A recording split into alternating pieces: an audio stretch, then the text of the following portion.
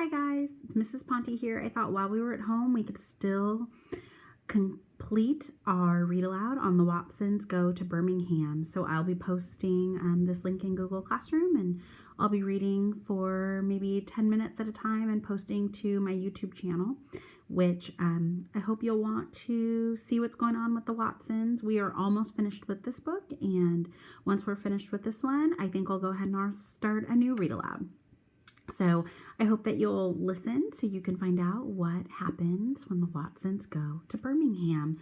So we left off with the Watsons arriving in Alabama and meeting Grandma Sands. The kids finally were able to meet Grandma Sands, and we left off with Byron meeting her. Grandma Sands reached up and ran her wrinkly old hand over Byron's head. A little short on hair, but we gonna get on just fine. What you think, By? Yes, ma'am. Good, good.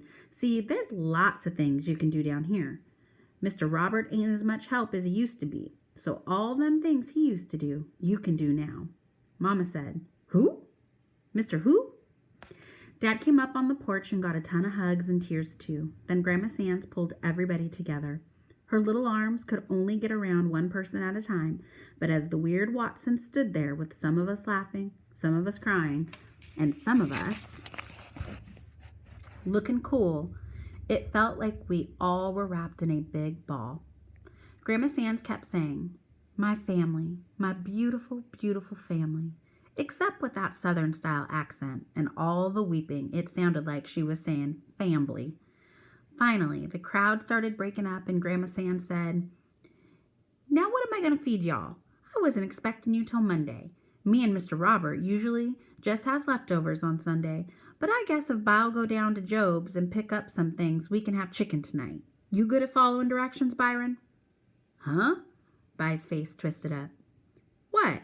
Grandma Sands' voice popped like one of those big brown grocery bags being snapped open. By looked surprised and said, I meant, ma'am. You good at following directions? Job's is a good little walk. I said, He can follow directions real good, Grandma Sands. He's not as dumb as he looks. I shut up real quick and wished I hadn't said anything when Grandma Sands looked at me and said, Lona, maybe there's two who should be spending the summer down here with their granny. Everybody started going inside the ugly little house. Mama sounded worried. Mama, who is this Mr. Robert? Grandma Sands laughed just like the Wicked Witch of the West and said, Honey, we got to talk. You just be patient, and soon he gets up, I want all y'all to meet him. Soon's he gets up? Aw, Mama. Mama sounded real upset and disappointed and Southern, but not as disappointed as me. The way Byron kept his head down and was smiling and saying, yes, ma'am, this, and no, ma'am, that, it looked like he had surrendered before the first punch was thrown. Instead of King Kong and Godzilla, it was like King Kong and Bambi.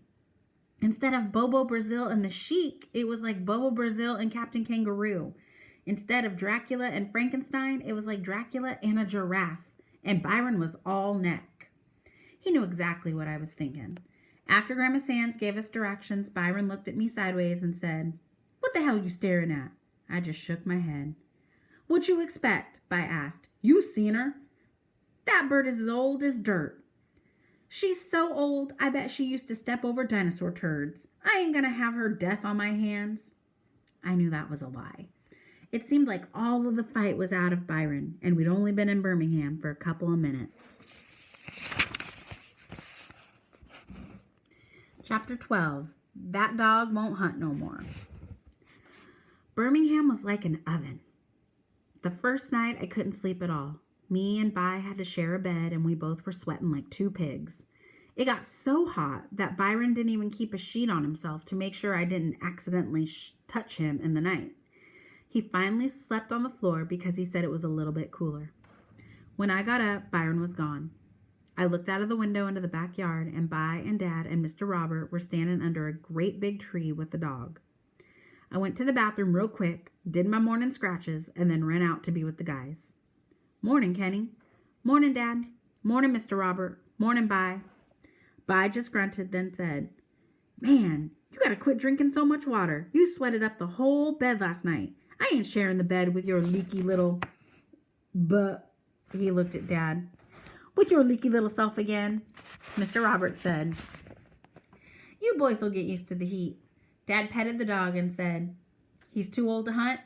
Oh yeah, that dog won't hunt no more. He's just like me, lost the desire. Both of us got to the point where we just couldn't pull the trigger. Both of us got to be just like Joe Louis toward the end. Remember his last fights, Daniel? Remember how Joe'd just walk around the ring, waving his left fist like a threat? He just couldn't throw it. He just couldn't pull the trigger no more. His mind told him to do it, but his body wouldn't cooperate. That's me and Toddy. There's times at night I hear him howl, and I know he's dreaming about being back in the woods, but both of us know that's gone. Mr. Robert bent down and rubbed the dog's head. Yeah, son, in his day, this was the best coon dog in all Alabama. Used to get $100 just to stud him.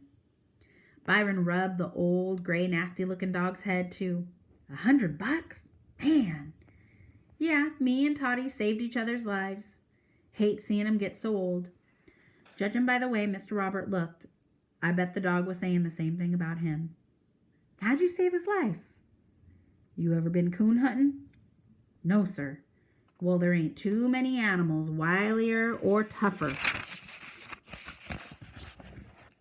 than an old coon. Most people think you just chase 'em up a tree and pop 'em, but that ain't half the story. Toddy'd trail this coon all the way out to this lake, and the coon went in the water.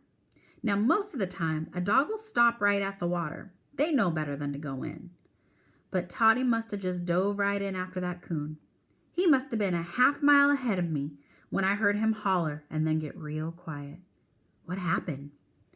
The coon got him in the water and held his head under till he drowned him. I stopped believing this junk right there. A raccoon drowning a dog. I looked at Bi and Dad, but they were both believing what Mr. Robert was saying. Dad said, I've heard about raccoons doing that.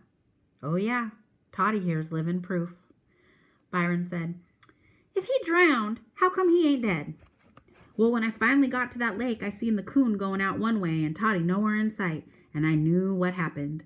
I dove right in that water and started looking for him. Took me only a minute.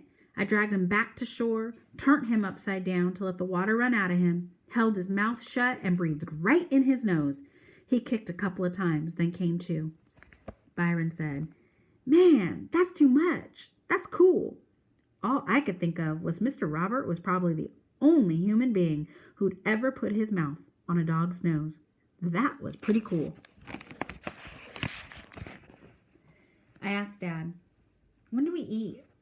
Kenny, you're the only one who hasn't eaten already.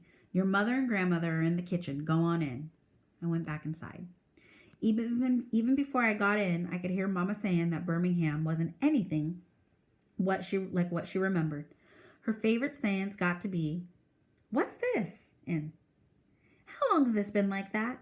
And when did that happen? And why do you do this like that?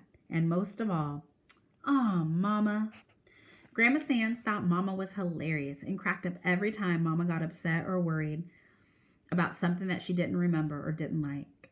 Grandma Sands must have seen The Wizard of Oz a million times because every time she laughed, it sounded just like the Wicked Witch of the West.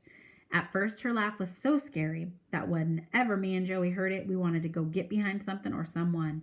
But after a while, we got used to it. It took us even longer to get used to the Southern style of talking. Man, Grandma Sands and Mama would get yakking to each other, and we could only understand half of the things that they said. The smell of bacon dragged me right into the kitchen. Mama, Joey, and Grandma Sands were sitting at the little skinny kitchen table yakking. Morning, Kenneth. Morning, Mama.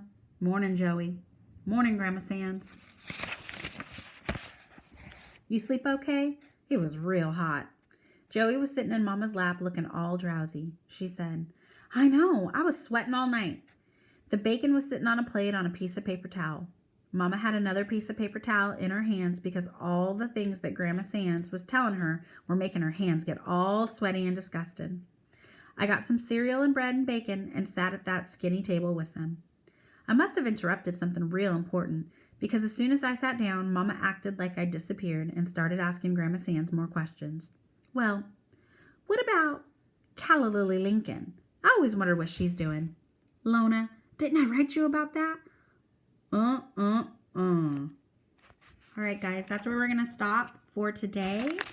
I will read and post soon. So again, I hope that you click on the link in Google Classroom so we can continue and finish up the Watsons Go to Birmingham. I miss you all. Okay, talk to you soon.